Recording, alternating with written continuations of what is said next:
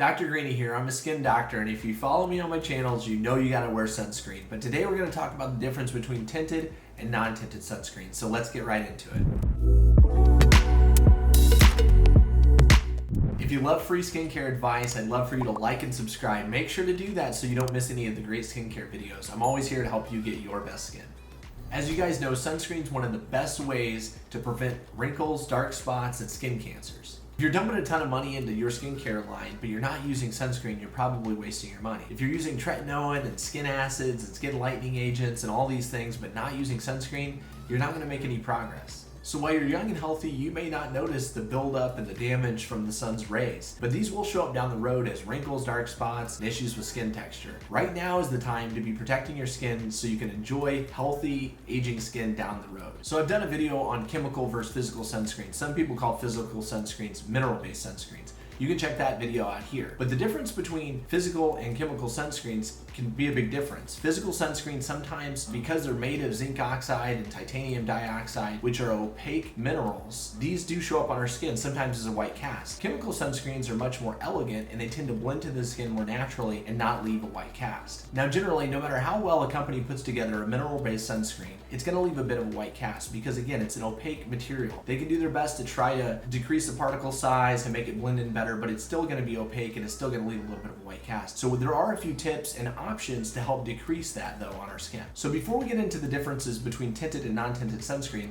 let's talk about some of the practical tips to minimize a white cast on our skin. So while I'm all about people wearing enough sunscreen, you can't overdo it. If you're trying to use too much, it's going to be impossible to blend in or you're going to be left with a white cast. If you're going to be out on the beach, having a little bit of a white cast is not a bad thing. It's going to mean that you probably have enough sunscreen on and you're very protected, but you don't have to go full Mark Zuckerberg. So to cover your entire face and neck, you need about a nickel-sized amount of sunscreen. This is about how much, or you can use like a teaspoon, for example. So when you're applying your sunscreen, just start at one area at a time. So for example, one cheek and rub it in. Be patient, massage it in gently, and that's gonna help prevent that white cast. If you go to glob on too much at one time, you're gonna be left with a lot of white sunscreen on your face and it's not gonna blend well. Another great way to reduce the white cast from a sunscreen is instead of using a mineral-based sunscreen like this one, which this is actually a really good one and it doesn't leave much of a white cast, but you could use an actual chemical-based sunscreen. So these are very elegant. You'll notice the names are a little bit more fancy on chemical-based sunscreens like oxybenzone and avobenzone as opposed to the zinc oxide and titanium dioxide that are on mineral-based sunscreens. Drop a comment below and let me know what your favorite sunscreen is.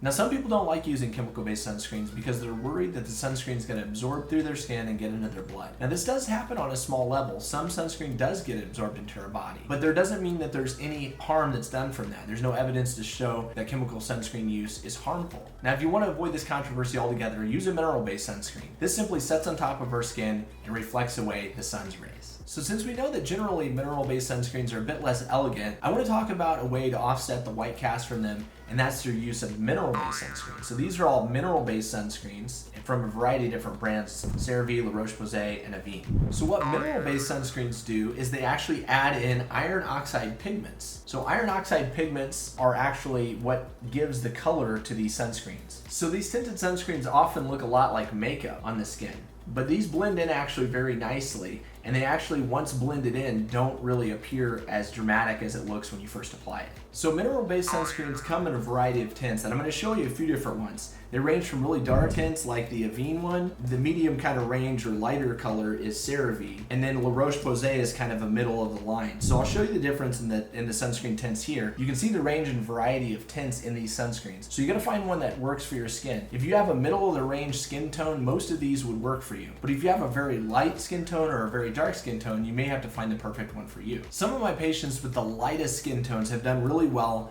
with this brand of sunscreen. It's called Color Science Sunforgettable Total Protection. It's SPF 50. It's a pure mineral-based sunscreen, and it is tinted. I'm going to show you guys what it looks like on the skin. So this is definitely a lighter tinted sunscreen, and again works for people with really sensitive fair skin.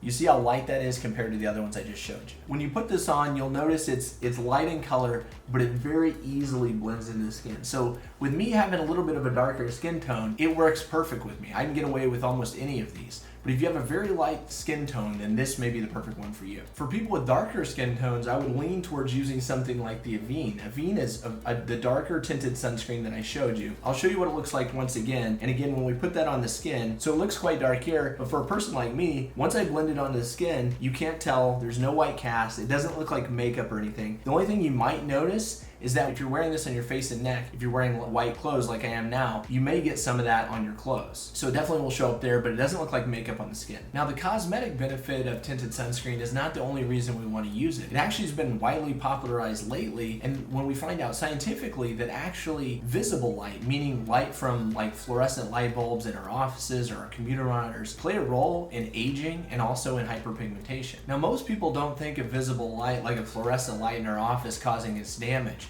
But it has been shown that this doesn't induce pigmentation. So if you're fighting things like melasma, it's very important to protect yourself from visible light as well. And that's where these tinted sunscreens with iron oxides help us. They also block visible light. Now, for the people out there fighting melasma and hyperpigmentation, you're probably using a lot of different treatments to do this. But if you're not using a great sunscreen that blocks UV light and visible light, then you're probably not going to make much headway. Using a tinted sunscreen is absolutely essential to try to get your skin tone back to normal levels. Visible light's also been shown to increase oxidation in our skin, which causes damage, and increase proteinases in our skin that break down collagen and cause aging. So that's the difference between non-tinted and tinted sunscreens. I sure hope that's helped you, and I hope that you'll try out a mineral-based sunscreen that's tinted. See how it does for you. I think you'll find that you really like it, and it offers even more protection. I love helping you guys get your best skin, so if I've helped you, please consider subscribing. Look forward to seeing you in next week's video.